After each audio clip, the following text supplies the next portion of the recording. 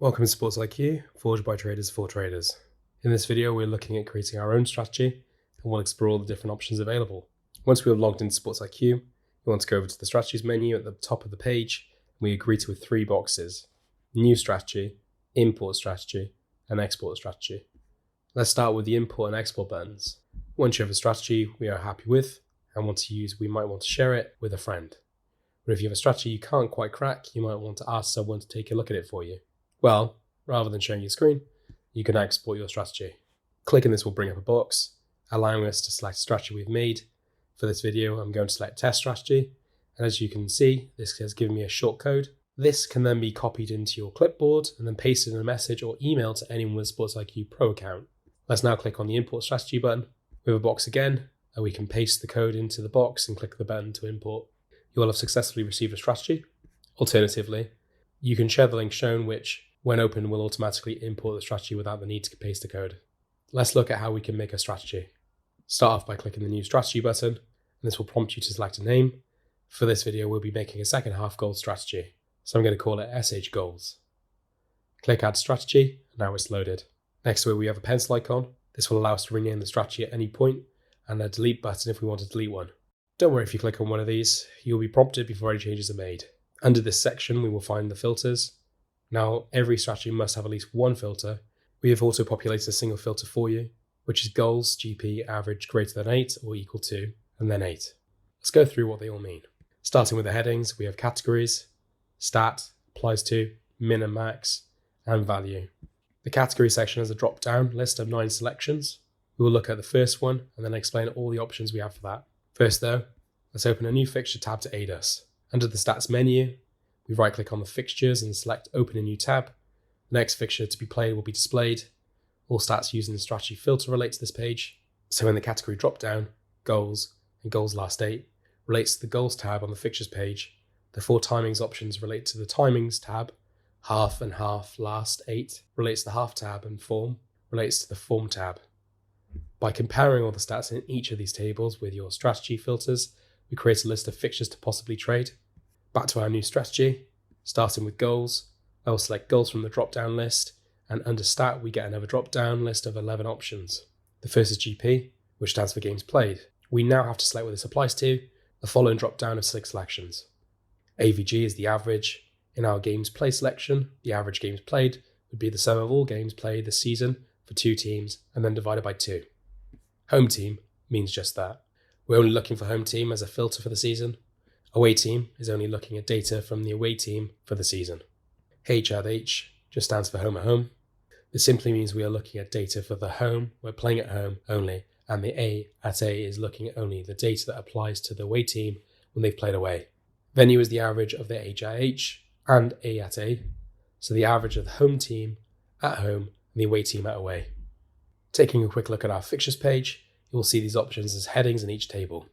We're going to select average and then move to the min stroke max. Now we have a series of symbols. First is the greater than or equal to. As our value is 8, we would only be looking for games where the teams have played an average of 8 or more games. If we changed it to less than or equal to, then we would be looking for matches where the teams have played 8 or less games. The next 2 symbols are absolute value symbols. If a stat, like goal edge, can be positive or negative, and we want to select a range that is small or big regardless of sign, we can do this by using this symbol. It simply converts a negative number to a positive before comparing. As an example, using it with less than or equal to 4 would look for numbers between -4 and 4. Using it with greater than or equal to 5 would look for numbers less than -5 or greater than 5. Now we know that this is applied to the min and max setting and what value we need to enter in for each, we can go back to looking at the stats under the goals category. First is 0.5 plus. This means over 0.5 goals. It's the number of games that teams played in that had 1 or more goals, scored or conceded as a percentage of total games played. In the top left of each table is a help icon. Click the question mark and a handy pop-up will tell you what each stat means. As an example, if you wanted to filter fixtures where 90% or more of the games the home team have been involved in the season had 1 or more goals, scored or conceded, you would choose 0.5 plus, then home team, then greater than or equal to, then 90. Back to our stat drop-down.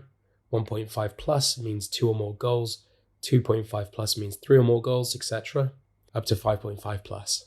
The next selection is BTS. This stands for both teams scored, which will be filtering games by percentage where both teams scored one or more goals. CS stands for clean sheet. This is looking for the games where there was a clean sheet as a percentage. Remember, we can apply this to a single team or an average or venue.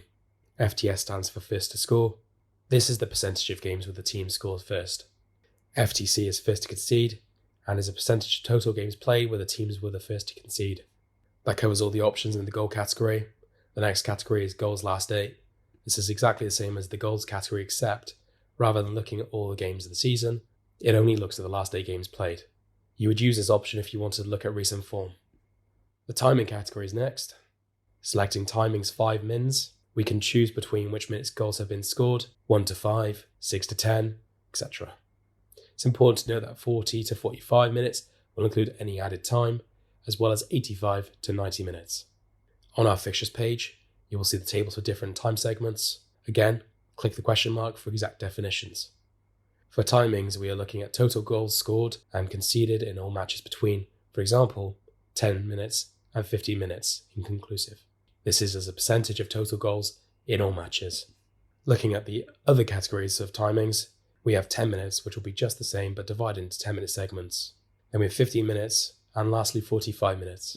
The next category is half. This takes us back to the goals of over 0.5, 1.5, and so on. But we can narrow it down to FH or SH, which means first half or second half. So if we just wanted to look for games that had 2 or more goals in the first half, then we would select FH 1.5 plus, and then select how we want it to be applied and what percentage we should be looking for. The only stat we have not covered in the category is FH goals or SH goals. Back on our fixtures page, this relates to the goals by half table and is the total number of goals scored or conceded by the teams in the first half only, as a percentage of all goals scored or conceded. Half last 8 is just like the goals last 8 category. We are only looking for the last 8 games played.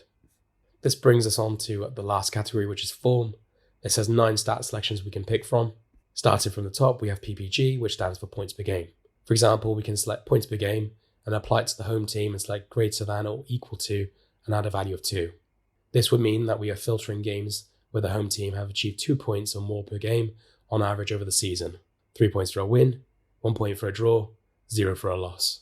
Equally, we can select the next stat, which is PPG last 8, and this would be doing the same thing, except we'd only be looking at the last 8 games.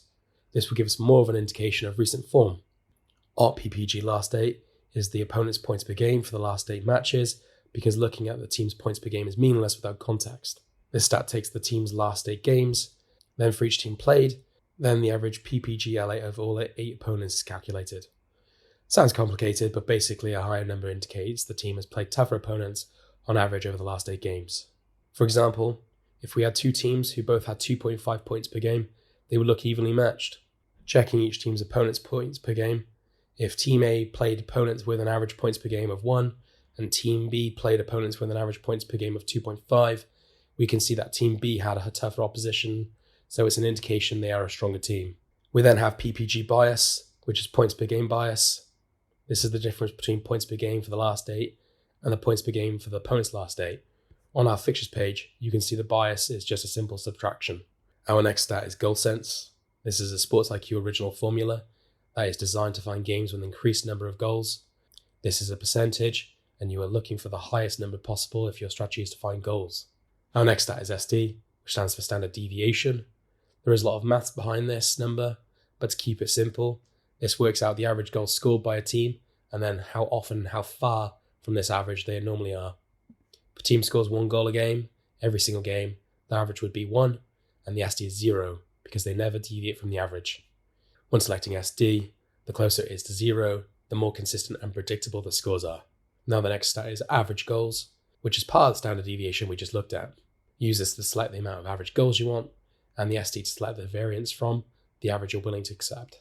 Average goals is simply the total number of goals scored divided by total games played. Moving on to HVA, this measures the ability and strength differences between the two teams. A negative number indicates a performance advantage to the home team, and a positive number indicates the advantage to the away team. Again, click the question mark on the offense-defense table on the fixture page for definitions.